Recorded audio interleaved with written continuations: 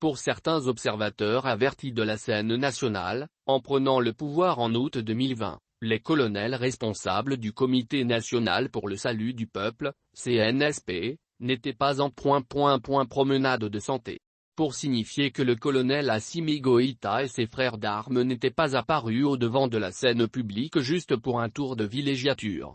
Ils avaient bel et bien un projet politique bien ficelé, celui de changer le destin de la nation, en lui impulsant de nouvelles orientations stratégiques.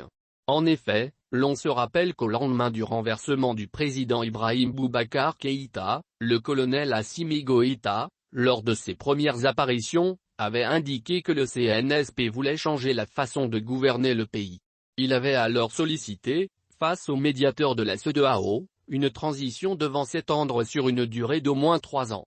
Ce qui n'avait pas été du goût de l'organisation régionale.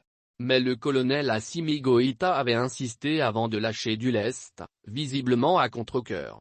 C'est donc sous les pressions intenses d'Abuja que le colonel Assimi Goïta a été contraint à accepter même que la transition soit dirigée par un civil ou un militaire à la retraite et étendue sur un délai de 18 mois.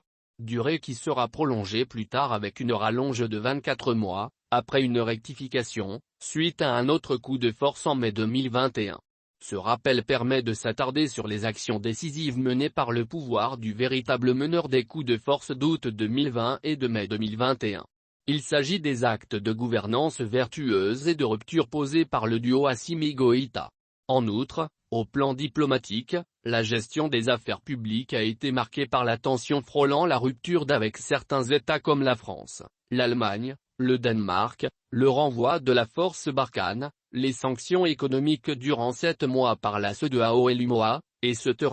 Toutes ces actions ont poussé l'État malien à réorienter ses partenariats privilégiés avec des pays comme la Russie, la Chine pour résoudre la crise sécuritaire qui le traumatise. Ces actes majeurs de positionnement ne peuvent-ils pas être remis en cause par les futures autorités, qui sortiront des prochaines élections? Rien n'est moins sûr. C'est pourquoi le pouvoir actuel ne voudra certainement pas organiser des élections d'où sortiraient des autorités susceptibles par exemple de remettre en selle la France dans le pays.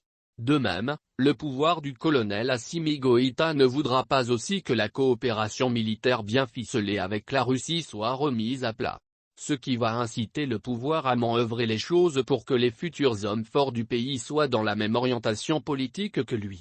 Donc, les colonels Assimi Goïta, Sadio Kamara, Abdoulaye Maïga et les autres feraient des pieds et des mains pour que les candidatures soient astucieusement filtrées. Sans oublier que le pouvoir n'hésiterait pas à propulser des mouvements et associations pouvant mobiliser l'électorat en faveur de la continuité politico-stratégique du colonel Assimi Goïta. Celui-ci ne peut donc pas jouer à la neutralité dans les prochaines élections. Il pourra même, assure certaines confidences, se lancer dans la course pour la conquête du palais présidentiel de Kouloubaou, tout au moins, positionner un haut cadre acquis à leurs convictions.